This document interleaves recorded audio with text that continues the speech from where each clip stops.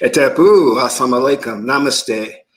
This is Qesankh Keperu with another exciting video for you. And in this video, we're going to talk about Akhenaton versus polytheism. But before I get into that, I want you to hit the like button on this video. If this is your first time to my channel, hit the subscribe button to get notifications on when I go live and when I upload recorded videos.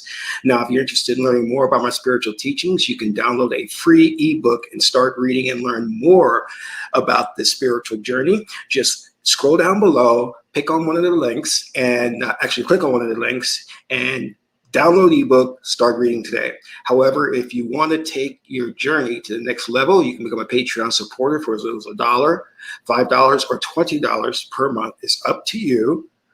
You can cancel at any time, no obligation, and you'll get exclusive access to instructional videos on the esoteric, videos that will teach you about summoning the ancestors, working with spirits for your protection, doing money rituals, how to create a magical amulet, how to do self-hypnosis so you can motivate yourself to get to the gym or quit smoking.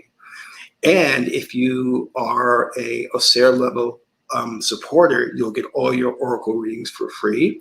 We also have oracle classes on there, so check that out. Become a Patreon supporter today. Last but not least, share this video with family and friends so we can get the revolution started. So Haroon Nefer, how are you doing out there? Now, I'm going to go into this subject matter, which I already previously covered, but the video got lost. I guess YouTube is doing some really, really weird stuff. So I'm going to go back over this so we can have a recording of this.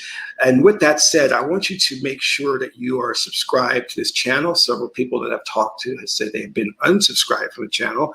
So I'm not really sure what YouTube is doing, but I heard that this happens a lot, especially on other channels. They've even bigger channels than mine. They complain about how their subs are being unsubscribed. So I don't know if it's a problem that YouTube needs to look into or if it's being done intentionally. I do know that YouTube sets up the algorithm so they can favor certain subject matters over others. So it's very, very interesting how this works. But anyway, I digress. I want to talk a little bit about next year, because we got some exciting stuff coming up next year. I'm going to have office hours. And for those of you who are looking to get into therapy, in other words, the best way that you can deal with any past trauma or negative emotions that you're experiencing is what I believe is hypnosis, hypnotherapy.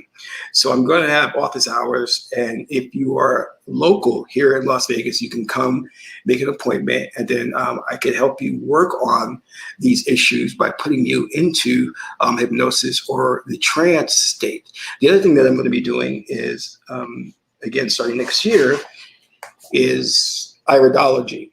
And if you're not familiar with this, this is the science of looking into your eyes and diagnosing some potential health issues.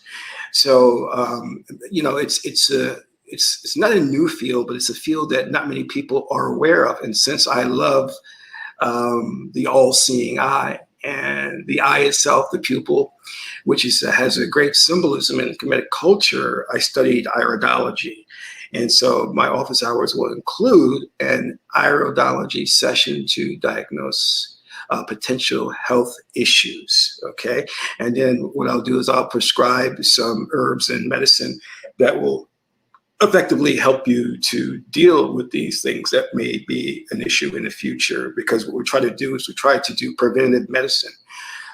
So, you know, we catch something early on, or we make sure that something doesn't blow out of proportion and really creates a problem for your health.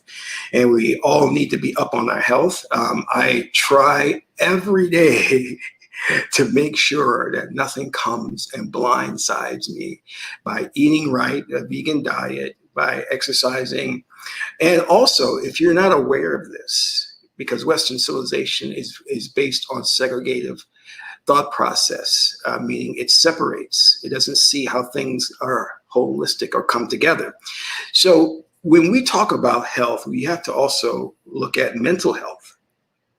What is the diet you're giving the mind? Are you constantly watching social media? Are you constantly watching TV?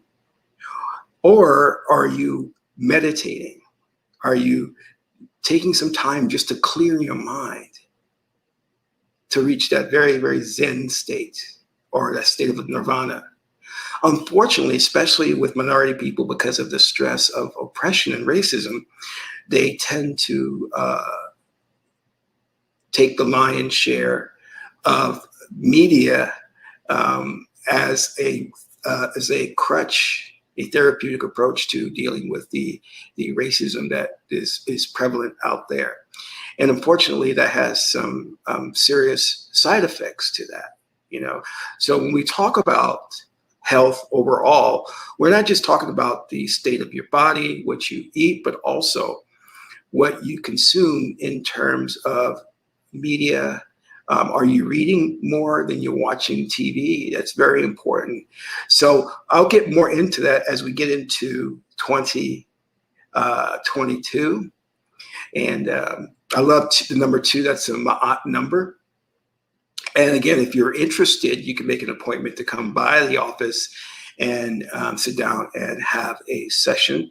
And it's of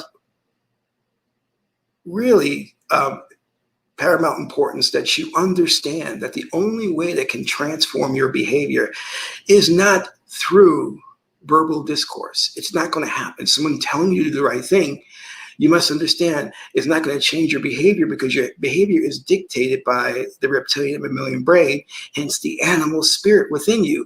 And that animal spirit is very, very strong. It pushes you to pleasurable things and pushes you away from painful things. But unfortunately, sometimes those painful things are very necessary for you. So that's the whole story of Asar and Set, where Haru battled Set, which was the animal spirit within himself. Set is a metaphor for the animal spirit. So you're going to have to do battle with that as well. And this society is so left brain fanatical. They're so caught up in motivational speeches that they actually believe that just talking a person to death can get them to change their behavior, or understanding a problem could get them to change their behavior. And that's simply not true. This is why I don't subscribe to the Freudian approach, you know. And most times these so-called psychologists just have you do all the talking, and they reflect back on what you're saying, meaning just repeat it back, because they're not going to make any judgments. And they do that in hopes that you'll come to an epiphany of your behavior, or an understanding of your behavior, and make a change. That does not work. All right. We have to understand that. But the society, which is a sick society, doesn't want you to be well adjusted. It doesn't want you to be healthy. So they're not going to prescribe to you things like hypnosis and hypnotherapy, because they don't want you to walk around as a sane, well-adjusted individual. That goes against their plan for the future, which is to have us be worshiping Satan in a dark dystopian future. So just be aware of that. And I want you to understand that you're being slowly pushed to the totalitarian tiptoe through micro doses of satanic behavior. And you don't even realize it, because it's being introduced subtly through rap especially. So you need to be cognizant and very aware of what you are taking in. This is going to the great I Ching Oracle, which talks about the 27 hexagram nurturing. What are you nurturing yourself on? Because if you're not in control, which is the metaphor and the meaning behind Haru, because when Haru came into full manhood, this was the symbol of him as in control of his actions, ready to rule Kemet. He had subdued his animal instinct. He was victorious. And this is your fight. This is what you must do, because simply, whether you want to accept it or not, there are sinister forces out there who prey upon especially minorities who are disenfranchised, who are living in poverty, and they don't have many options. So they tell you to indulge your emotions, go twerk, go to the movies, go buy all that jewelry. You only live once. Don't worry about cursing. Don't worry about overeating and becoming obese. This is what they're pushing as the de facto norm. But you have to reject this. You see, you're not shaped by your own will, which is a rule, because you have not developed your will. You have not gone through initiation. So you are a product of social engineering.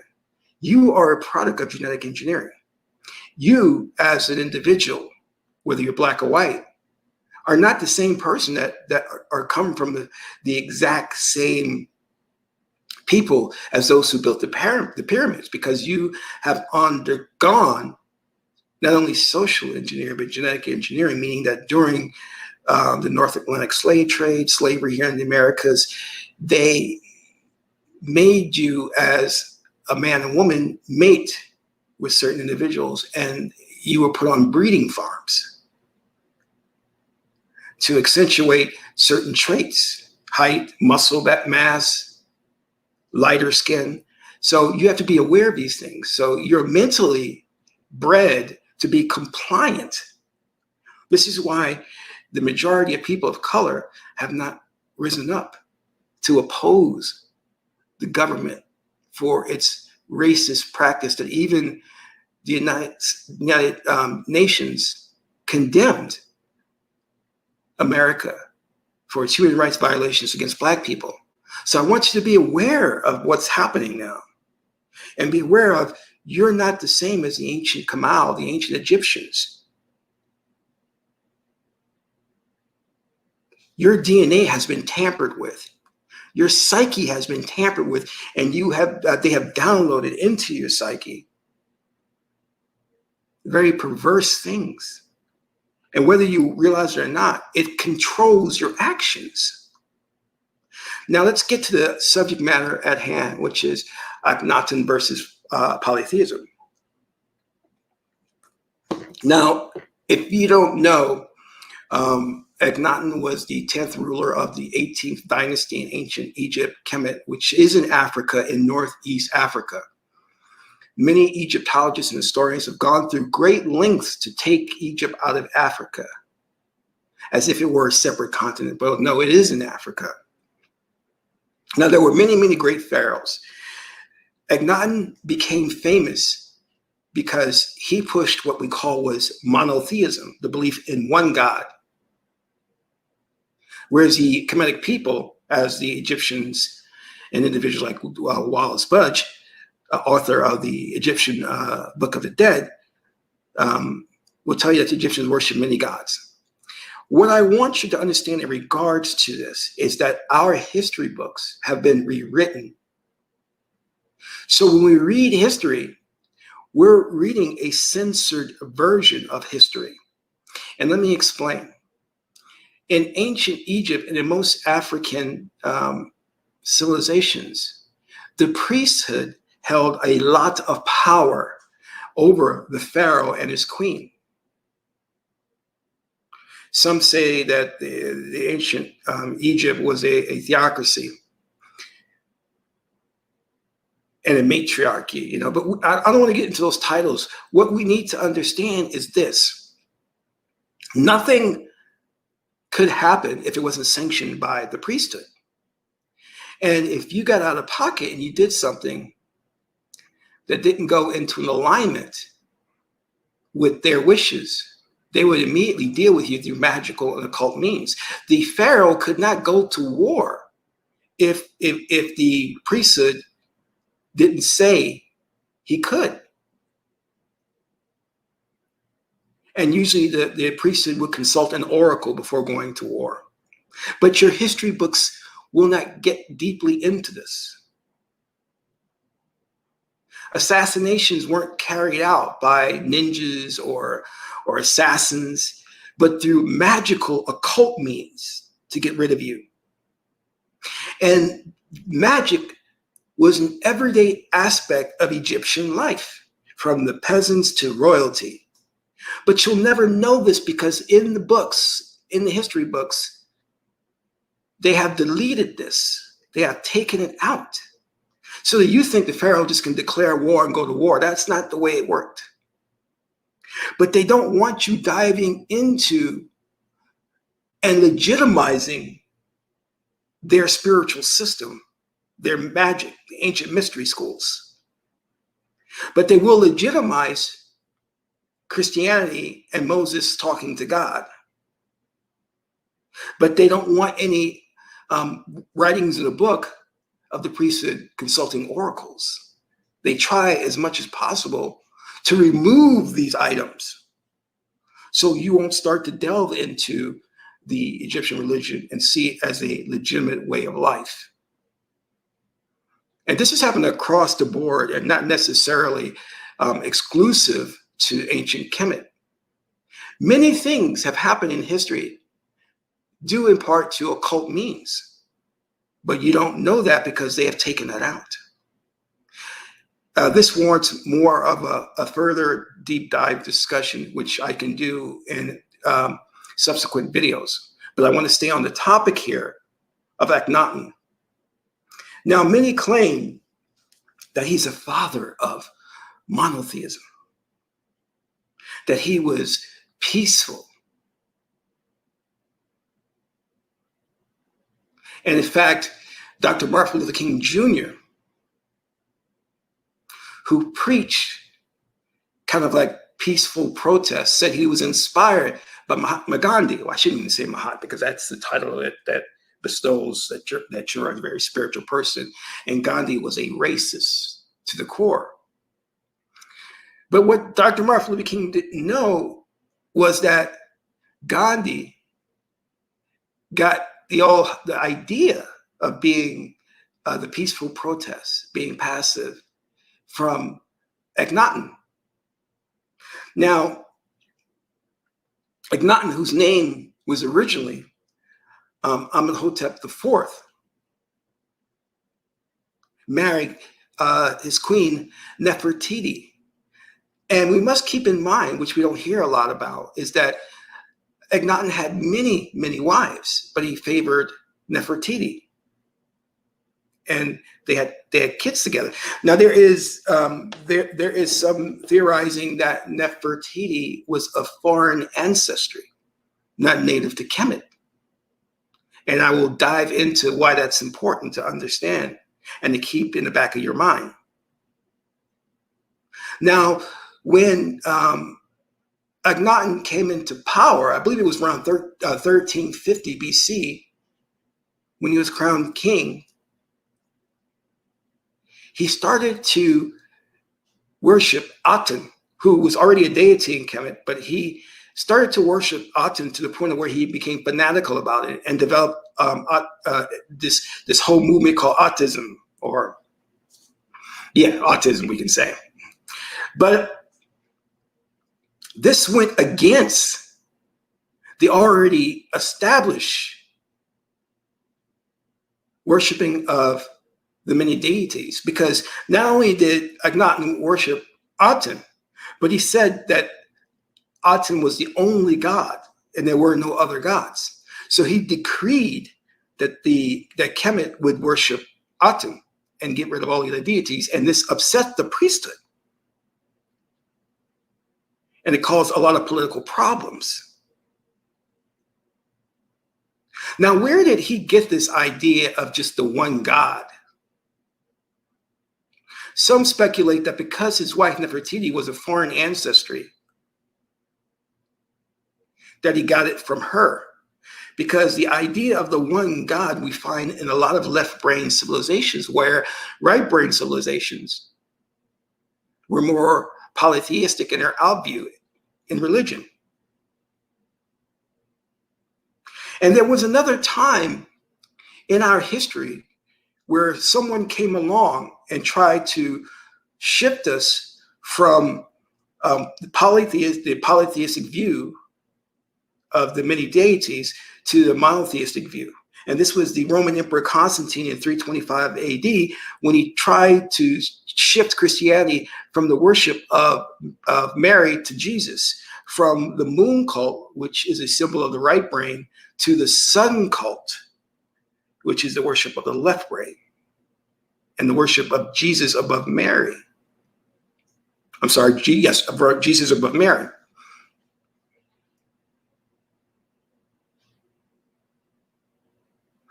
When in ancient cultures of antiquity, we looked at things holistically because the right brain looks to see commonalities, how things relate. The left brain seeks to separate. The left brain cannot accept two opposing ideas. It sees them not as complementary, but as contradictory in nature, which causes problems and really is the basis of racism, sexism, politics here in the Western civilization. So this attempt to move us from the idea of many gods to the one God happened a couple of times in history. Now, Akhenaton is venerated, or he's celebrated as, one who came forth with the idea of monotheism. And some speculate that he was the real Moses of the Bible. And we'll talk a little bit about that. I want to share with you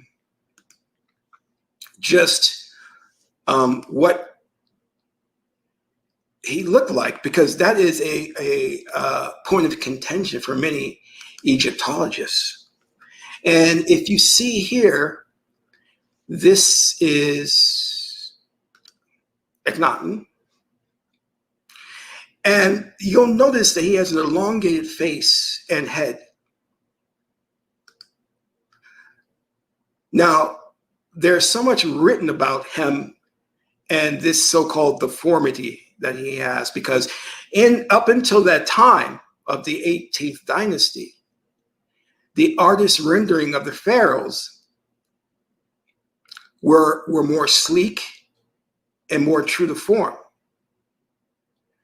It is only when we get to Akhenaton and his dynasty do we see these artist renderings that depict, for example, Nefertiti with the elongated head. Now they're trying to say that this is due to a disease or that they're aliens.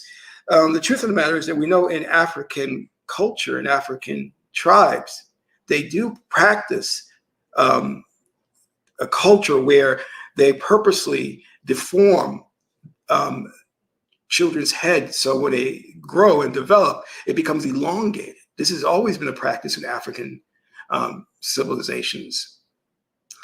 But because Western man has a problem understanding that such a high civilization could spring forth, they have no way of explaining it. So their only explanation is aliens brought the knowledge of building the pyramids and everything to the Egyptians. And evidence of this is Akhenaton. He's alien because he has this elongated head. But again, is this artist taking creative license?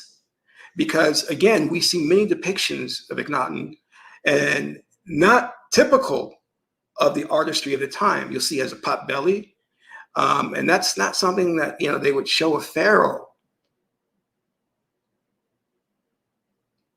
in the Metonetta. And here we have another example of the elongated head. Okay, and this is this is Akhenaton with his wife.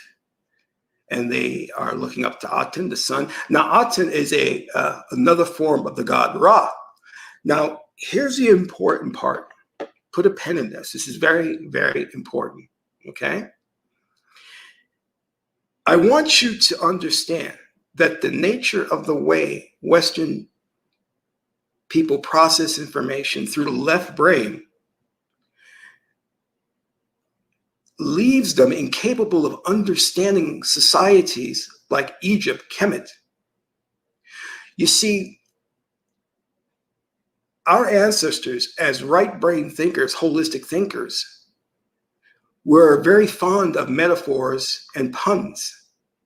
So when they wrote things or carved things into the stone, these were symbols and not meant to be taken literally. So when you say Ra, we're not literally talking about the sun, but we're talking about Ra energy in the same way that the Japanese and the Chinese talk about Qi or Kundalini. But Western man takes everything literally because he is devoid of systems thinking, right brain thinking, or capable of understanding puns and metaphors. So this is important because when they're interpreting history, when they're trying to give us their perspective and their view on our history, it's biased, it's tainted, and it's incorrect due to their nature of being left brain. I'm going to read something to you from the Metuneta.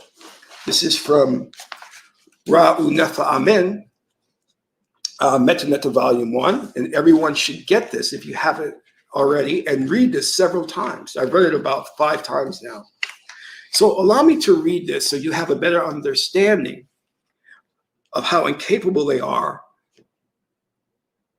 of looking into antiquity and really giving us an accurate understanding of how these people lived. Western man's polarization in the left hemisphere of the brain. Now, this part of the brain is only capable of linking sequentially following units, i.e., it is incapable of systems thinking. That is a task that belongs to the right side of the brain with its unlimited integrative capabilities. Western people would look, for example, at 7 integrated sets of one-to-one relationships and see 7 separate sets of the one-to-one relationships. On the other hand, Blacks and Orientals will see 1 set of 7 integrated subsets of one-to-one relationships. Polarized in the segregated part of the brain, Westerners could not integrate the host of deities of the Black pantheon. They just couldn't see how the many were integral parts of the one. This stuff about co-acting multiple factors, shaping and determining each and every physical entity was beyond them. So they described our religious practice as polytheistic. We reject it for obvious reason. And since the term monotheism fails to convey the reality that the one God functions through a plurality of individual parts, it too must be rejected. In this book, I will use the coinages synthesis and synthesis. Both SYN and SYS are variants of the same prefix, carrying the basic meaning of whole compounded of several parts. SYS is the root of system, and SYN that of synthesis, both analogous terms. So the author is talking specifically about how we cannot say that the Egyptians were polytheistic or monotheistic.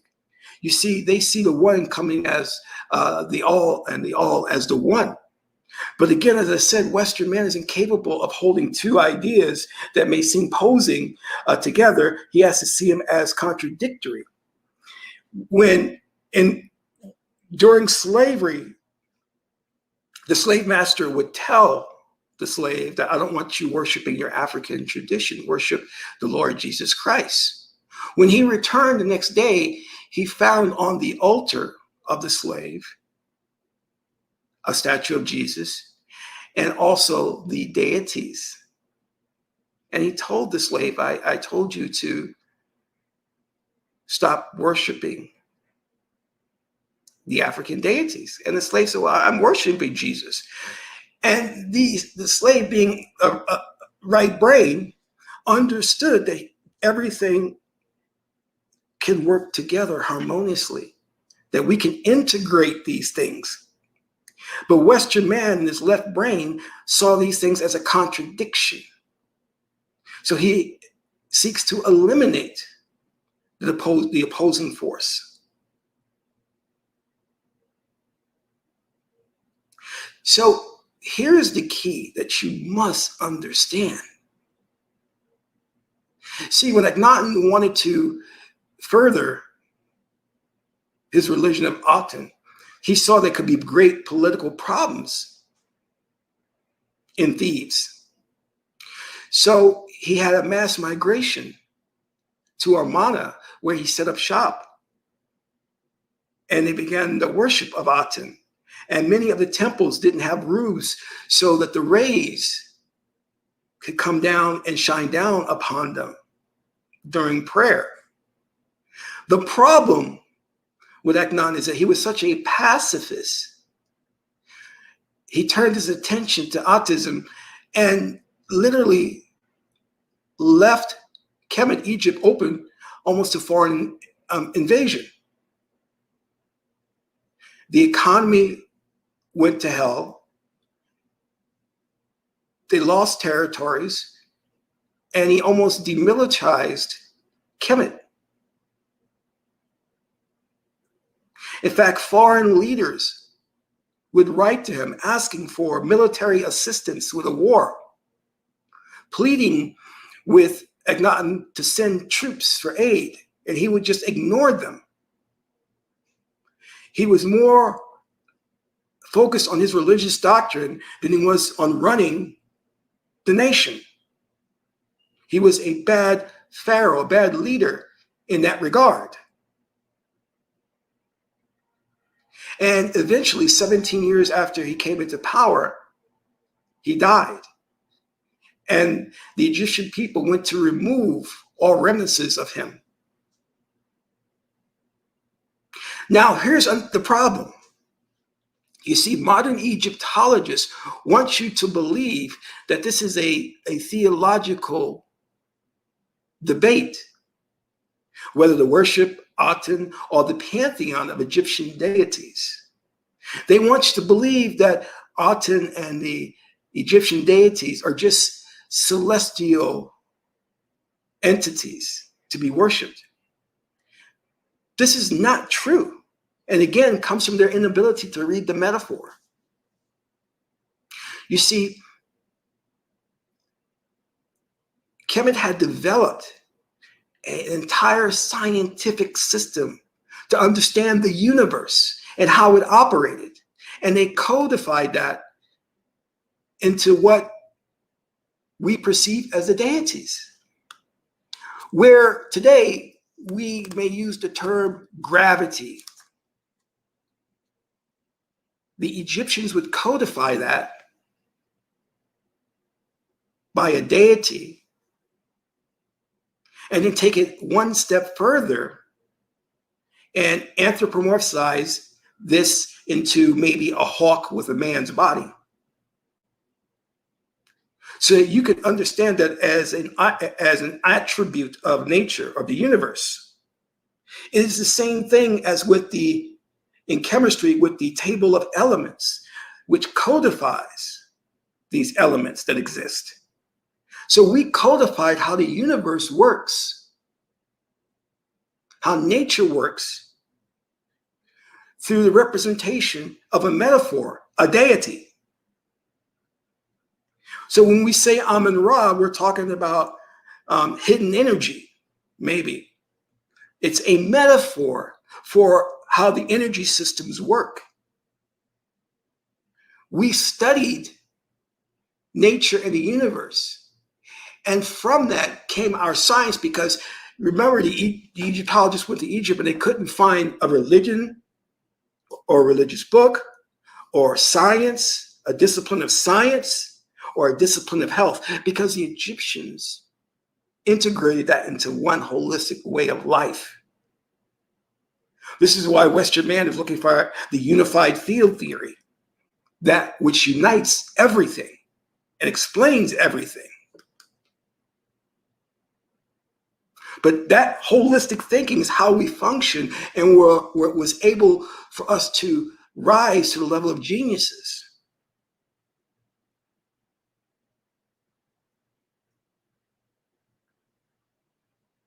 Nikola Tesla said, if you want to unlock the secrets of the universe, study energy, study metaphysical principles.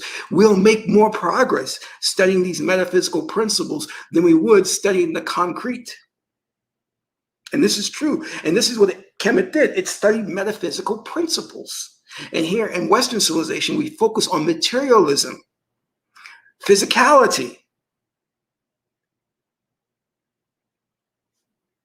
They said the ancient Egyptians were fond of death. They studied death. No, they understood death was a holistic part of life, that you can't have one without the other.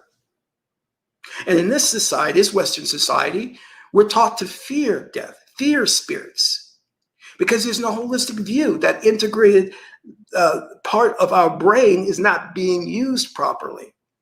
And if we were using it, if the knowledge of ancient Kemet were allowed to continue, we would have colonized the stars by now. So I want you to understand your history, two parts to it. Number one, they censored it, taking out the idea of occult practices, magical practices. And number two, they have taken metaphors, symbolism, and interpreted those things literally. See, the ancient priests came against Akhenaton, not from a theological difference, but more so because their science, which explained the universe, was threatened by his one view of the one deity, which we theorize he got from Nefertiti, who was of foreign ancestry. But whether that's true or not, we know that what Akhenaton was doing was going to set the foundation for the destruction of ancient Egypt if it had been allowed, if monotheism, in the sense of what he was promoting, the one belief in Aten, was allowed to continue, would have destroyed ancient Kemet and buried advanced knowledge that the Kemetic people had developed. So I want you to understand the deities are just not celestial entities. They are principles codified.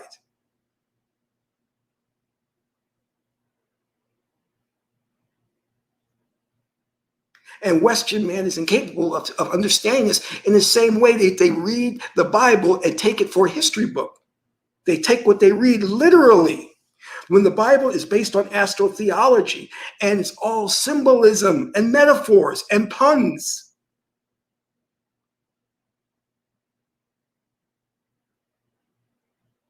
We give Western man too much credit. He's very ignorant of what he's doing. And then he regurgitates the information to you, getting it all wrong.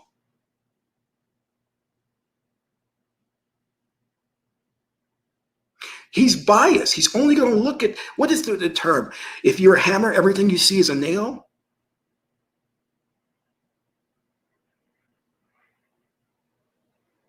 He's incapable of understanding what really was going on with Akhenaton and monotheism and polytheism. And remember, the Egyptians didn't practice either. It was more of a synthetism, synthesizing, bringing elements together to work harmoniously in the systems thinking process.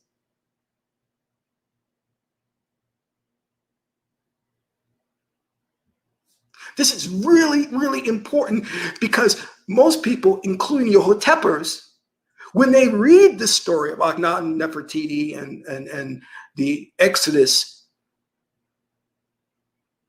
to Amarna, really think this was a fight over theology. It wasn't.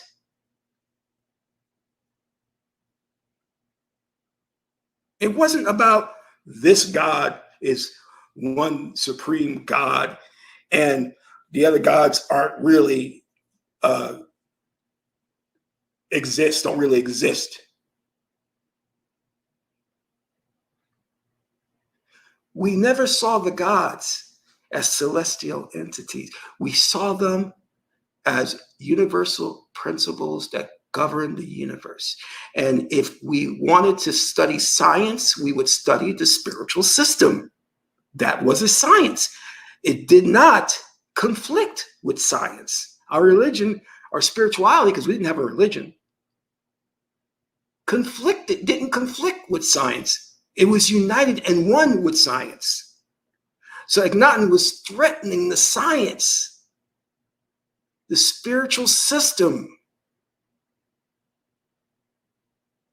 an entire legacy. And subsequently, after his death, the priest, and his death was under mysterious circumstances, and I theorized it was the priesthood that got rid of him using juju. And his successor, the priesthood made him promise to put back the old system, the old Kemetic pantheon. And it continued from there, luckily.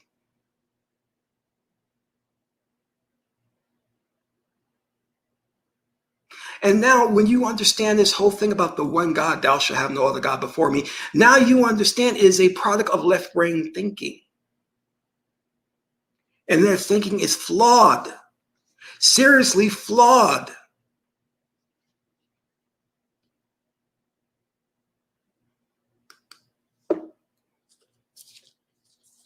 So we can't read these history books without doing further study on our own. Because a lot of these Hotepers are just regurgitating the information, not understanding the real meaning of the deities, of the symbolism, of the science. They get it all wrong. So I want to thank you for tuning in for this broadcast. And I hope this message finds you in good health and that it has made an impact on you so that you understand that the ancient people of antiquity were not superstitious. They didn't just bow down to someone or an entity because it was godlike. They had a very, very scientific view and perspective of the world and the universe. They were master astronomers, master engineers. And their writings also reflect their mastery. And their sacred text reflects their genius. So thank you. This is Qesankh Keperu, son of Ma'at and Tahuti. Ma'at is the beautiful goddess Heteru. Until the next video, Amen Ra.